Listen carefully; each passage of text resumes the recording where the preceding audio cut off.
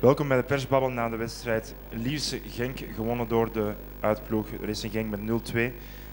We geven eerst het woord aan de bezoekende coach, Mr. McLeish. Welcome and kindly give your analysis of this game. Thank you. Well, we wanted to start quickly, and we did that with a goal in 2 minutes. So that was a great start for us. We knew that Lierse were very good on the ball. I saw them in the B game on Monday night, and they made it very tough for our reserve team. They were very, very good in the passing. We watched some videos, and they do try to play football in a very entertaining manner. And for a long period in the game, they kept the ball extremely well. We didn't keep it nearly as well enough, unfortunately, and it gave Lierse some hope to come back into the game. We defended quite well, I think, and our goalkeeper, Laszlo Koteles, until the very last minute was still concentrating. It's important for the goalkeepers not to lose a goal, which is as important as a striker scoring a goal. So well done to Laszlo, and well done to the defence for keeping a very good footballing team from scoring a goal. So I'm really pleased with the result, obviously, and we got to keep going to the very end, and hopefully we can win the next 2 games. Thank you, Mr. McLeish. Monsieur Guillou, aussi votre analyse, s'il vous plaît, après ce match. On pourrait résumer l'analyse. Il y a un adage en France qui dit que dominer n'est pas gagner, et aujourd'hui ça s'est vérifié malheureusement.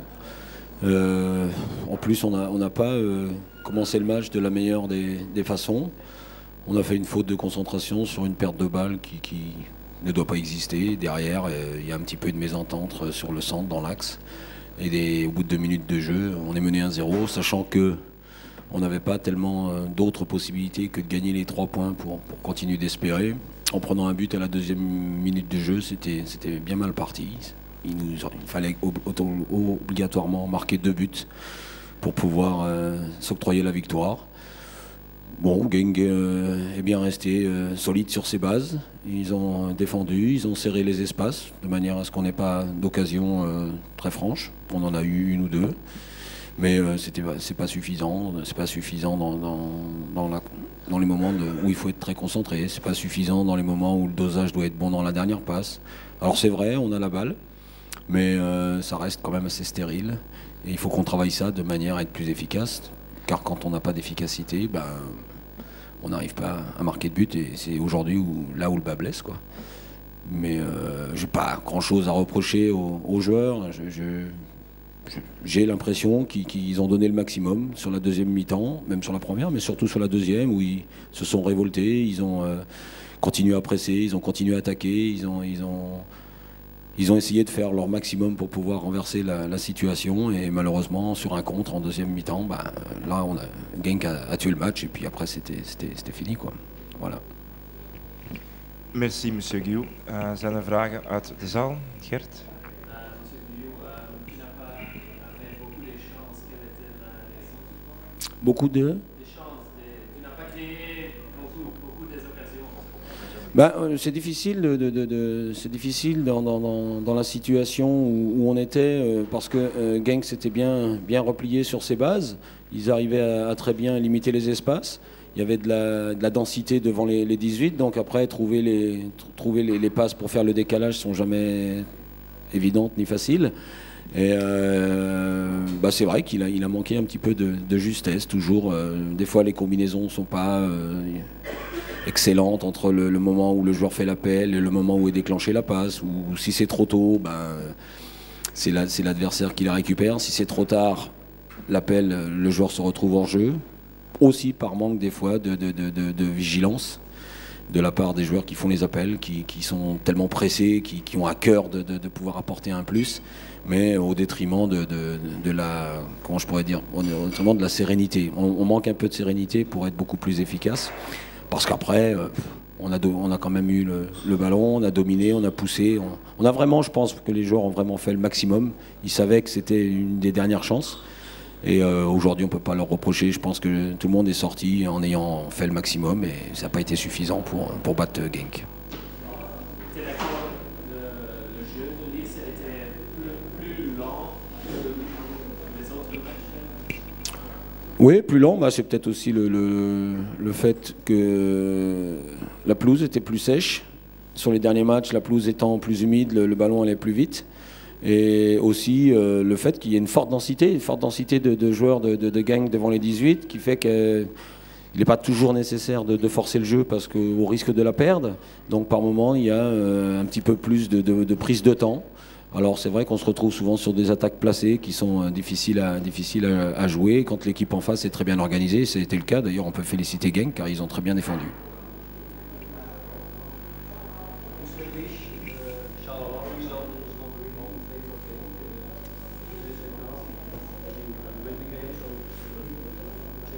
Yes, yeah, you know, credit to Charleroi for the results they have got at home.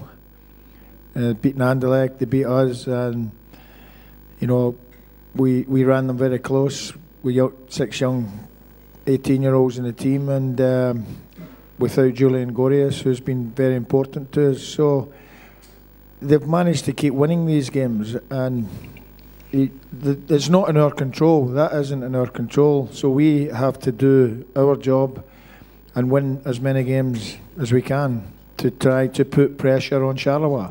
And there's 2 games to go, and if we can win those 2, then I believe there'll still be twists and turns. Because Charleroi guys are also have the same things in their heads. You know, can we do it? Will we do it? Won't we do it? You know, so. It's very human nature, and you know what I would love to see off my players on the next 2 games is high performance games, and we'll have a good chance of winning them if we can deliver really good performances. Only the best performances will do for us. Tonight we looked a little bit fatigued in central midfield. And Leicester were very lively, very mobile, and yes, they made it uncomfortable for us. But you know, credit again to the boys; they dug it out once more. And a lot of people have written us off way before now, and we're still in there fighting. And that's without Kumordzi, without Mboyo. So you know, we keep going, and the character of the team, I think, is something that should be praised.